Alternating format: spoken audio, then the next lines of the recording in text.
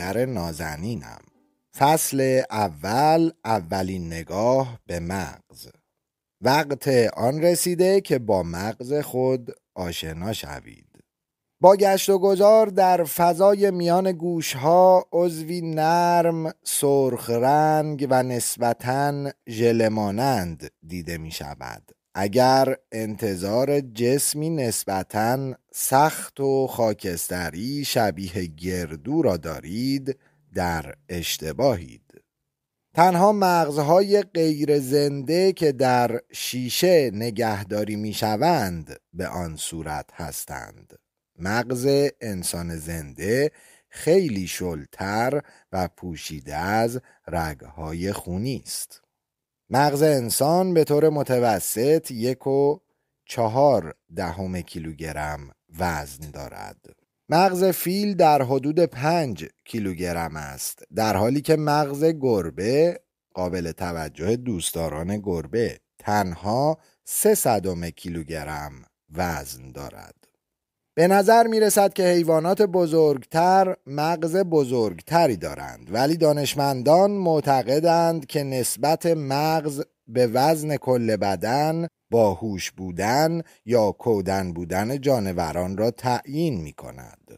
به عبارتی هرچه درصد مغز نسبت به جثه جانور بیشتر باشد، جانور باهوشتر است. با این حساب تعدادی از حیوانات محبوب شما در بالای فهرست هوش قرار دارند، مانند دلفین ها و شامپانزه ها. از سوی تعدادی از حیوانات خیلی کوچک مانند پرندگان و موش ها به گونه‌ای شگفت‌انگیز بسیار باهوشند. صد البته که اندازه مغز عامل اصلی نیست. اگرچه در همه پستانداران یا شاید همه موجوداتی که نوعی مغز دارند، سخت افزار مغز به گونه‌ای عجیب مشابه است. اختلاف‌های بسیار مهم در کارکرد مغزها وجود دارد. برای شناخت واقعی مغز باید بیشتر بررسی کنیم. مغز، منطق‌های باستانی. همانطور که باستانشناسان با بررسی مکانی باستانی بقایایی از شهرهای باستانی را می‌یابند که هر کدام بر روی دیگری بنا شده است، عصب شناسان نیز با لایه برداری از مغز دریافتند که سخت افزارهای زیست شناختی جدید بر روی قسمت‌های قدیمی بنا شده‌اند. در این بخش شما این فرصت را می‌یابید که این لایه ها را یکی یکی بازدید کنید. مغز انسان نیز مانند دیگر پدیده ها ساختمانی در حال پیشرفت است. اگرچه ما در طول عمر خود تغییری در ساختار مغز نخواهیم دید، رد پای میلیون ها سال تحول در آن دیده می شود. در اینجا به بعضی از آنچه رخ داده است اشاره می کنیم. مغز انسان رشد کرده و اندازه آن بزرگتر شده است. در واقع بحث زیادی روی این مطلب می شود که علت دردناکتر بودن زایمان انسان از دیگر جانداران سر بزرگ ماست که برای حمل مغز بزرگ ما ضرورت دارد. از همان سخت افزار موجود مغز برای مصارف متفاوتی استفاده شده است.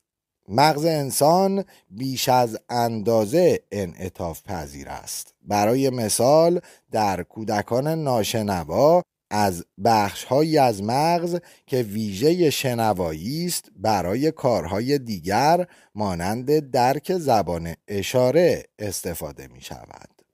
در کودکان نابینا ناحیه گویایی وادار می شود که حس لمسی حروف بریل را نیز ترجمه و تفسیر کند. بخش‌های جدیدی درست روی بخش‌های پیشین جایگزین شده و کارکرد بخش پیشین را مسدود و متوقف کردند. برای بدن ما خیلی راحت تر است که با بهره‌گیری از امکانات موجود تغییر کند تا دوباره مغز جدیدی ایجاد کند. به همین دلیل است که در اعماق مغز شما آثار ابتدایی اجدادتان هنوز به نوعی موجود است. اگر خوب توجه کنید در خواهید یافت در زیرزمین خانه‌ای که خریده اید انبوهی از رشته‌ای وسایل و اسرار خوفناک به جا مانده است.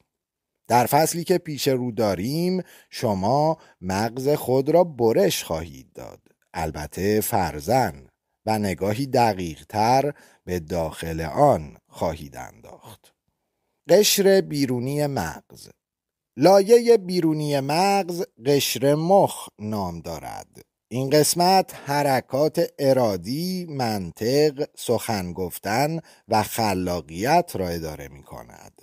2/3 وزن مغز را همین لایه تشکیل می دهد. اگرچه قشر مخ کمی شبیه گل کلم چروک خورده است، بیشتر به تکه‌ای کاغذ مچاله شده شباهت دارد. برجستگی ها و فرو رفتگی های عمیق آن جا را برای سلول های عصبی بیشتری باز می کنند، در حالی که این امکان در مغز کم چروکتر حیوانات وجود ندارد.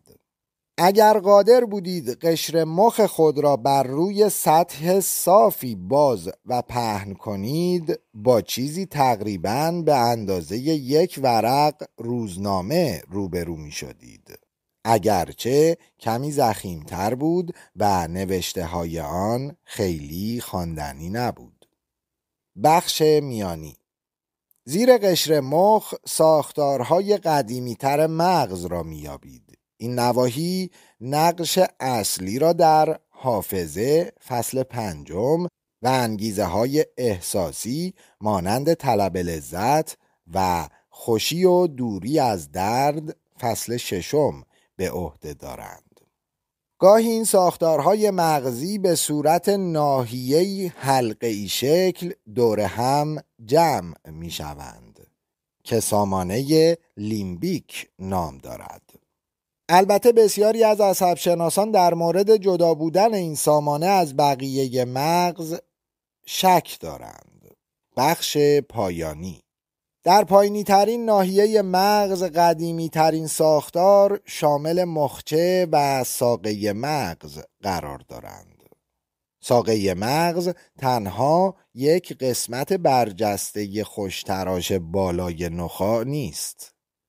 این قسمت کنترل اعمال غیر ارادی مانند تنفس، گرسنگی فصل 2 و دمای بدن را بر عهده دارد.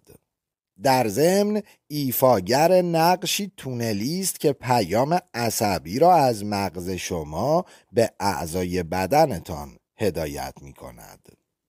در پشت ساقه مغز ناحیه‌ای به اندازه مشت دست وجود دارد که به یک مغز کوچک شبیه است.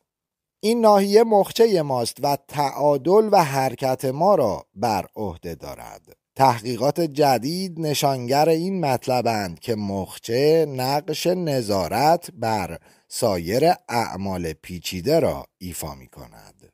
نظریه موجود این است که مخچه باعث هماهنگی سایر نواحی مغز می شود تا وظایف خود را به نحو احسن انجام دهند. تاریخچه مغز. پایینی ترین بخش مغز قدیمی ترین قسمت آن است، زیرا این بخش پیشتر در خویشاوندان دوری که اجداد ما بوده اند شکل گرفته است و در بعضی جانداران دیگر معاصر نیز دیده می شود. به علتی ما در این قسمت های مغزی با دیگر گونه ها اشتراک داریم، اگرچه در ما این قسمت ها تغییر شکل داده است. برای مثال در پرندگان و خزندگان ساقه مغز به انسان شبیه ولی مخچه کاملا کوچکتر شده است. مغز اورانگوتان ها کاملا شبیه مغز ما انسان ها، فقط بسیار کوچکتر است. فرضیه های قدیمی تر درباره مغز چنین مطرح می کردند که لایه های مختلف مغز پیوسته در حال رویارویی و کشمکش با هم هستند که البته کمی تخیلی به نظر می رسد. اگرچه میان رفتارهای غریزی، غیر ارادی و واکنشی که در قسمت قدیمی مغز وجود دارند و رفتارهای اخلاقی، اجتماعی و تحلیل مسائل که از بخش جدید مغز سرچشمه میگیرند، نوعی توازن خیلی حساس وجود دارد که گاهی برهم میخورد. جنبه‌های کاربردی علوم مغزی، قوانین اصلی مغز. اگرچه تحلیل رفتار انسانها بر پایه آناتومی مغز کاری دشوار است، تاریخچه مغز چند نکته را روشن می کند. مغز طبقه بندی شده است. ناحیه های گوناگون مغز کارهای مختلفی انجام می دهند. شما با خواندن این کتاب با بسیاری از این نواحی اختصاصی آشنا خواهید شد. مغز سیستم های رقابتی دارد. از آنجا که بخش های مختلف مغز در طول زمان و با فاصله زمانی خیلی زیاد بر هم سوار شده اند، خیلی عجیب نیست که گاهی این بخش ها با هم هماهنگی ندارند. برای مثال، ترسی ناگهانی میتواند مغز را به تعطیل موقت بخش‌های عالی‌تر وادارد و تنها با تدبیر حفظ بقای قدیمی که در بخش‌های پایین‌تر مغز وجود دارد پاسخ دهد، یعنی فرار کن. این یکی از دلایلی است که وقتی دچار استرس شدید می‌شوید، کارهای پیچیده را به سختی انجام می‌دهید. بهتر است وقتی از خرسی فرار می‌کنید، سعی در حل ضرب و تقسیم‌های پیچیده نداشته باشید. همین کشمکش مغزی را در جایی که باور یا خطای دید وارد عمل می شود فصل 4 یا وقتی که تفکر منطقی احساسات عاشقانه را کنترل می کند فصل 6 خواهید دید. بعضی چیزها را می توانید تغییر دهید و بعضی چیزها را نمی توانید. بعضی از مهمترین وظایف مغز با ابتدایی ترین نواحی مغز کنترل می شوند و ما قادر به دستکاری آنها نیستیم. برای مثال، شما نمی توانید نفس کشیدن را به مدت طولانی متوقف و یا سرعت هضم غذا را زیاد کنید یا حتی درجه دمای بدن خود را 0.1 درجه بالا ببرید. ممکن است مغز شما مناسب جهان پیشرفته نباشد. تخمین‌های علمی نشان می‌دهد که آخرین تغییر اساسی در آناتومی مغز به بیش از 100,000 سال پیش برمیگردد. به عبارتی ما با مغزی مدل پایین در دنیایی پیشرفته زندگی می‌کنیم. باید دید که مغز انسان در چه حدی با خودروهای پرسرعت، فست فود و استرس کنار آمده است. پاسخ این پرسش موضوع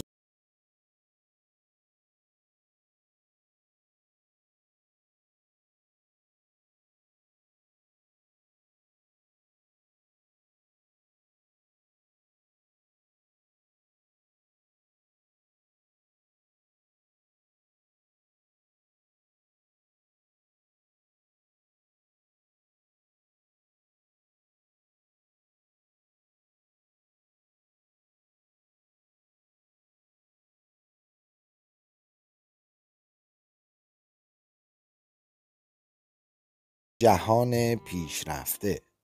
مغز انسان در مقایسه با دیگر موجودات پدیده‌ای به نسبت جدید به شمار می آید. یعنی همین 100,000 سال پیش اندازه آن افزایش یافته و قشر مخ ایجاد شده است. با این همه از دیدگاه فردی مانند خودتان مغز به گونه‌ای تصور ناپذیر قدیمی محسوب می شود. برنامه ریزی های روزانه مغز شما برای زندگی قرن 21 طراحی نشده‌اند و این امر مشکلاتی پر دردسر را سبب می شود. ترکیب مغز قدیمی و جهان پیشرفته دو نکته اساسی هستند که در این کتاب بررسی خواهند شد. مغز شما اغلب به طور ناخودآگاه کار می کند. جوزف لیدوکس عصبشناس مشهور معتقد است که اراده و زبان پدیده‌های جدیدی هستند. با رشد قشر مخ و دیگر رخدادها در مغز تشخیص، تفسیر و بازتاب این اطلاعات برای انسان ممکن شد که البته بسیاری از آنها غیر ارادی و بدون کلام هستند. پس متوجه می شوید مغز شما بدون اجازه یا حتی بدون اطلاع شما کارهای زیادی را انجام می دهد. حیرت زده نشوید. شاید شما از آنچه در زیر زمین مغز شما اتفاق می افتد با خبر شوید، ولی همیشه نمی توانید آن را کنترل کنید. منطق مغز شما همیشه به سود شما عمل نمی کند. کسانی که رژیم میگیرند خوب میدانند که هر قدر هم تصمیم قطعی به نخوردن داشته باشند، تبلیغات فست فود و شیرینی ها نیروی دفاعی بدن را به هم میریزند و میل به خوردن پیدا می شود. مشکل این است که مغز در طی میلیون ها سال برای شکارچیان غذا در جنگل های افریقا به عنوان ابزاری برای یافتن غذای مطلوب تراش خورده و شکل دهی شده است. برای اجداد ما یک وعده غذای خوب بسیار کمیاب بوده است. حال در عصر حاضر که غذاهای مقوی و خوشمزه فراوان است، واکنش طبیعی مغز همین الان آن را بخور ممکن است بسیار زیانبار باشد. امکان دارد که عارضه های مغزی برای مثال اختلال وسواس و یا مشکلات مغزی که کارکرد مناسب دارد مثل استرس و کابوس‌های شبانه نتیجه مدارهای فرسوده در ناحیه‌های قدیمی مغز باشد. همان گونه که در این کتاب خواهید دید، مغز شما چنان سامانه مداری پیچیده‌ای دارد که سیاست‌های مافیا در مقابل آن بچگانه به نظر می‌رسد. فصل 6. گاهی مهمترین اطلاعات را نیز در صورتی که با پشتوانه عاطفی همراه نباشد از حافظه به بیرون پرتاب می کند یا فرد را به خوردن اسنک های پرکالری وامی دارد.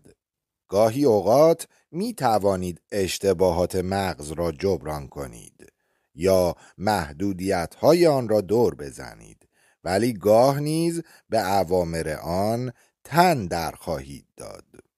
نکته: تحولات مغز سرعت پایینی دارد. درست مانند این است که مایکروسافت از شما بخواهد که شگفت‌انگیزترین نرم افزار حسابداری دنیا را بسازید. شما پس از دریافت فرمان حدود 100,000 سال مرخصی میگیرید و بعد از آن مدت با بسته خود برمیگردید. برنامه ساخت شما اگرچه هنوز هم کار می کند ولی مطلوب نیست. سیمکشی مغز. تا اینجا شکل ساختار و تاریخچه مغز را بررسی کرده ایم، اما شما هنوز کار کرده آن را ندیده اید. شاید اطلاع دارید که مغز وسیله‌ای الکتریکی است با مدار کیت‌هایی پیچیده تر از هر وسیله دیگر. البته در مغز از مواد شیمیایی نیز برای ارسال پیام‌ها، کنترل وضعیت روحی و ارتباط با دیگر قسمت‌های بدن استفاده می‌شود. در صورتی که اطلاعات اندکی از سامانه سیمکشی مغز خود پیدا کنید، موضوعات مهم این کتاب را ساده تر درک خواهید کرد. سلول‌های عصبی. مغز صدها میلیارد سلول عصبی دارد. سلول‌های عصبی دو نوع مختلف دارند: نورون‌ها که همه توجه‌ها را به خود جلب می‌کنند و سلول‌های گلیال که نقش مهمی در حمایت نورون‌ها دارند، ولی کسی به آنها توجه نمی‌کند.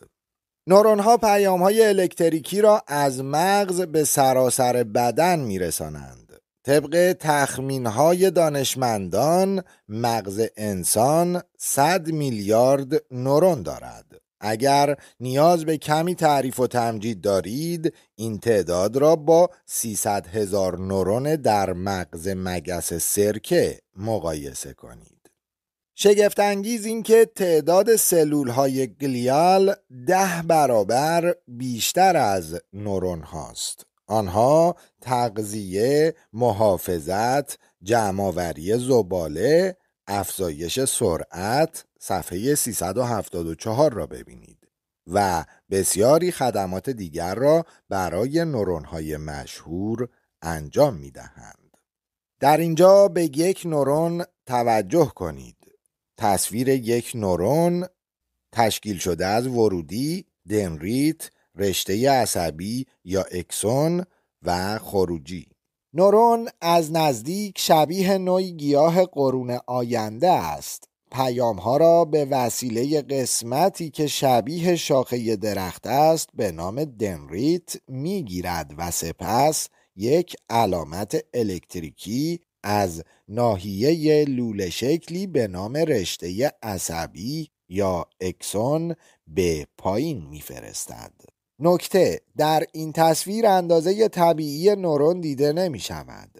در مغز واقعی بدن، سلول یعنی قسمت بالایی عکس بسیار کوچکتر است، در حالی که دندریت ها و اکسون ها و شاخه های اکسون ها بسیار بسیار درازترند. سایناپس ها. معجزه واقعی وقتی اتفاق می افتد که یک پیام الکتریکی به انتهای نورون برسد. در این لحظه نورون مقداری مواد شیمیایی را به داخل فضایی به نام سایناپس می‌فرستد. این مواد شیمیایی با نام نوروترانسمیتر در داخل سایناپس غوطه‌ور می‌شوند. در واقع در داخل مایع مغزی شنا می‌کنند تا زمانی که به دندریت نورون بعدی برسند. در آن زمان نورون بعدی نیز پیام الکتریکی خودش را جاری خواهد کرد. به این صورت است که فرمان از مغز صادر می شود و از نورون به نورون دیگر انتقال می یابد. همانطور که ممکن است خودتان احتمالش را بدهید، توضیحات ما نسخه‌ای ساده شده از ماجرایی بسیار پیچیده درون بدن است. نکته‌های شگفت‌انگیزی از این ماجرا را بازگو می‌کنیم. مغز از نوروترانسمیترهای مختلفی استفاده می‌کند که بر نورون‌های متفاوتی تأثیر می‌گذارند. تخمین‌ها نشان می‌دهد که مغز در واقع سوپی شیمیایی شامل بیش از 100 ماده مختلف برای ایجاد رابطه میان نورون هاست. یک نورون به طور متوسط به صدها هزار نورون دیگر متصل می‌شود. این بدان معناست که با جاری شدن پیام الکتریکی هزاران نورون آن را میگیرند و دوباره هر یک از آنها به هزاران نورون دیگر پیام میفرستند. نوروترانسمیترها تنها باعث تحریک نورونها به کار نمی شوند. آنها همچنین می توانند نورونی را از کار بیکار کنند. نوروترانسمیترها فقط پیامها را بین نورونها حمل نمی کنند. آنها گاهی به عنوان نورومدولاتور عمل می کنند و وظایف متفاوتی را انجام می دهند. مثلا یک نورومدولاتور می تواند طرز کار نورون را تغییر دهد، حساسیت آن را عوض کند و باعث ایجاد پروتئین های جدیدی گردد و از فضای محدود سایناپسی خارج شود و بر نواحی مختلف مغز تأثیر بگذارد. بسیاری از ترکیبات مختلف مغزی در برخی شرایط به عنوان نوروترانسمیترهای معمولی حامل پیام عمل می کنند، ولی گاهی مانند نورومدولاتورهای توانمند رفتار می کنند. اگر می توانستید یک قاشق از مغز ژله مانند خود را بردارید و آن را در زیر میکروسکوپ تماشا کنید، شبیه جنگلی انبوه شامل میلیون ها نورون، دندریت و اکسون بود. تخمین زده می شود تعداد تماس های نورون ها با یکدیگر به رقم حیرت آور تریلیون می رسد.